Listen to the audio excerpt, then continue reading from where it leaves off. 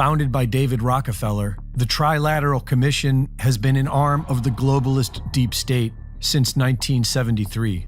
Last week, at their annual meeting, a speaker who cannot be identified according to Commission rules said that we are now in a period of structural inflation that will last for decades.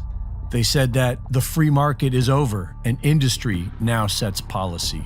And they said that this year, 2023, is year one of this new global order. Days later, the Federal Reserve Bank announces a July launch for their new FedNow service, which was first announced in October of 2021. The too big to fail banks and all the large processors are already on board, and so is the US Treasury.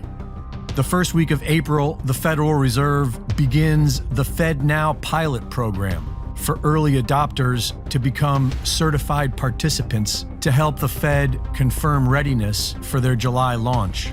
FedNow is an instant payment processing system that seeks to be the base of all digital transactions, acting as an umbrella company to manage all financial payments. This has been shown to be the gateway to a central bank digital currency, CBDC. FedNow is much like the Reserve Bank of India's instant payment system, the Unified Payments Interface, or UPI. UPI has had huge success in converting rural communities into a complete cashless society. According to the International Monetary Fund, UPI democratized the payment system and paved the way for central bank digital currencies.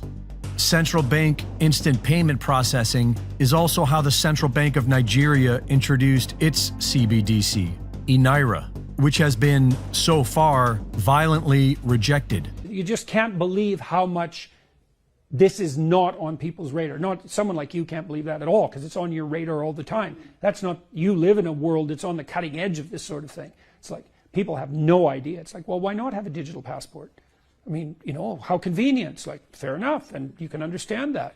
Wouldn't it be nice if we could pay for everything with our phones? It's like, wouldn't it be nice if the central government, who's woke-oriented and makes carbon dioxide remediation the priority, knows exactly what you spend on everything so they can target you tax-wise with precision? It's like, oh, didn't think about that. It's like, yeah, you sure didn't. And oh yes, it's highly probable it'll be a miracle if we escape from that. You can see these signs of this everywhere. You know, when you go through airports now, there's a lot of automated barriers. You show your passport. It's like, well, these are automated barriers. What if you can't go through them? Well, that's the situation for many people in China. It's like, what are you going to do? You're going to argue with the machine?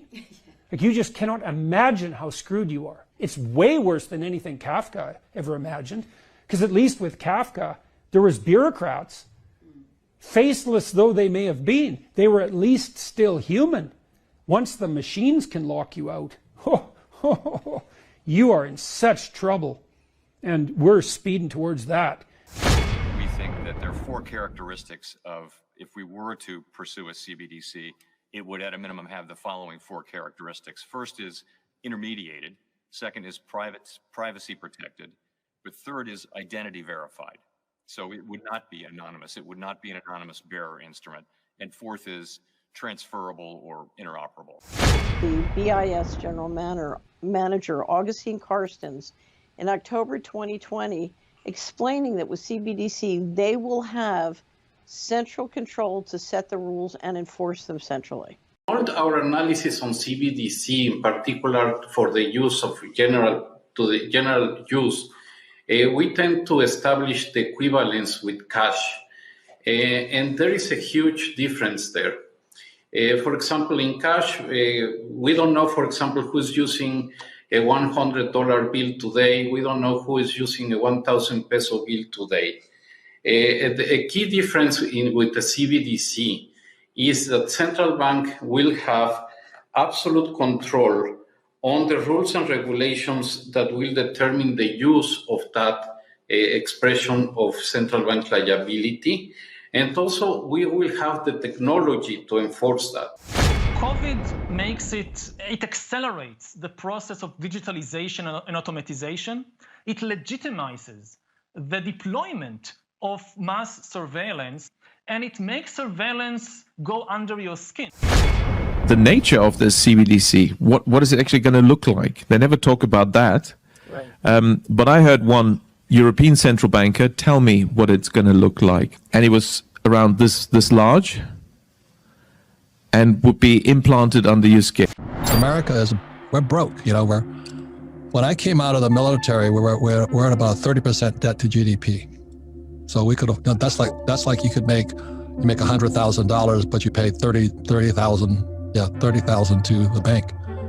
Today, it's 140% debt to GDP. That means you're making $100,000, but you owe $140,000 every month. And America's broke, and the baby boomers are still living in that time when we were 30% debt to GDP. So it's not the same world anymore. They've been lied to, but they're not even aware they're being lied to, and they think the Bitcoin guys are crazy. Or anything new that shakes our 401k, dreamland or fantasyland there. If Bitcoin, you guys keep pissing people off, and we go to Fedcoin, you know what's going to happen? Hyperinflation, because they're going to give money. It's complete communism at that point. They're going to give money directly to the people via UBI, Universal Basic Income, MMT. It's called welfare. It's also called Social Security. It's also called Medicare. But they're going to, if they go to Fedcoin, like China's going to the China coin, if they go to that, that's why you're going to wish you had some Bitcoin, gold, silver, and bullets, because there will be civil unrest. They're going to steal our wealth, but they're going to pump the money directly into the people. And that's what they did during the Weimar Republic, which brought rise to Adolf Hitler. And Kamala and Adolf have the same values. It's reparations. Now we're talking about this digital dollar, and it's starting to pop up. And so, the problem that we have is inflation, right? So the Federal Reserve prints, they just popped out 1.9 trillion, and already today they're talking about another 3 to 4 trillion. Like, where does that money come from? And what most people don't realize is that every time they print another dollar, the dollar in your bank is worth less. And so they're stealing the value from your dollars. And so you don't have any control over that. And even worse than that, when they print those dollars, they're stealing your value. They give them to their buddies. The people closest to the money supply get the benefit. It's called a Cantillon effect. And so it's a completely unfair system. They're stealing your labor. They're stealing your energy, kind of enslaving you with that. And so going to a digital dollar, a central bank digital currency, is the same system, but even worse. So it still gives them all the same benefits of creating as much money as they want, enriching their buddies and themselves while stealing your value. But on top of that, it's a digital money. So it's a couple things that are kind of scary. Again, it's one, it's programmable. So when they gave out the stimulus last year, the goal was to stimulate the economy. They're hoping people would go spend that money in the economy. Most people didn't. They saved it. Right. Which is exactly what they didn't want to happen. So, and then some people put it into Robinhood and started trading it. Yeah, that's right. And so they can program the money. So they can say, hey, you get the money till Friday. If you don't spend the money by Friday, it comes back to us. And by the way, you can only spend it here, here, here, but you can't spend it here, here, here. So they could program it. But it gets even scarier than that. It's also could be used behaviorally. So for example, Ken, you're saving way too much money. You're negative 5% interest on your money. Mark, you're not saving enough money. We're going to give you positive 5% interest rate.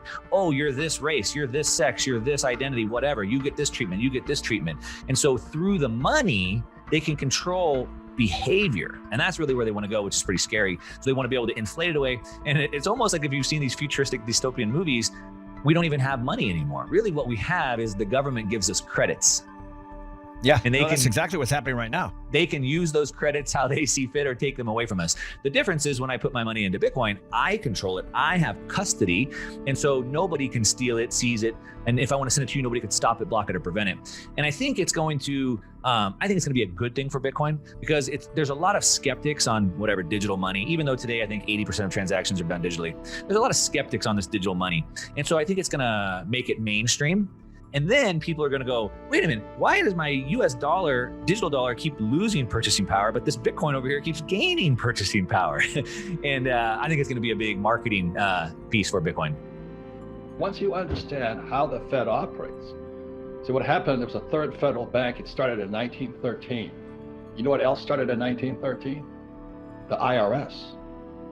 So you put 2 and 2 together, and what do you spell? You're being screwed. And so one of the things I like about Bitcoin, it has some degree of liquidity, or it claims it does. So It's not like real estate. When I buy a piece of real estate, it's illiquid. And so if I make a mistake, I can't get out of it. See, that's the trouble with real estate, it's illiquid. Now this here is called paper. You know? This is, how do you spell Zimbabwe? This is the US dollar. This is the future of the US dollar. It's a piece of paper. And millions of people are working for this. They're chasing Bitcoin, which is not a bad idea, but this is God's money. It's been here since planet Earth was started. There's no doubt in my mind they're going to launch a digital dollar, right, or Fed coin. And what people need to understand is two things. One, it is no different than what the dollar is today. It's the same monetary policy, just in a new technology format. And all that means is now they have more controls than they had previously. Right. And the second thing is that if they launch a Fed coin, it is going to force everyone to get a digital wallet. And when they get everyone on digital wallets, more and more capital is going to flow to the soundest, hardest money. And so therefore what is actually going to happen is when they launch FedCoin, they're going to think that it is going to be a response to Bitcoin as a decentralized digital currency, but it's actually going to accelerate the adoption of that digital decentralized currency. And I think they know that. I think that's why they're actually not being so aggressive with it. But what people are not ready for is a world where the federal government actually has more power than they have now over the monetary supply. So here's two ideas for you. The first is China already ran this experiment. What happens when the US says, hey, we're going to give out a $1,200 stimulus check? By the way, you have 7 days to spend it. If you don't spend it, it expires. When you can actually put expiration dates on the money. When you can tell people we're going to give you this stimulus check, but you can only spend it in certain places. All of a sudden, you hand that to millions and millions and millions of Americans. It's not so good. The second thing is what happens when they start to personalize monetary policy. They say, Robert, you know what? You've got lots of assets. You've got great income. We're actually going to allow you to experience higher levels of inflation. But you know what? That person that is down the street, they're going to experience medium level of inflation. And we're going to start personalizing the level of inflation or the monetary policy that you have because we can.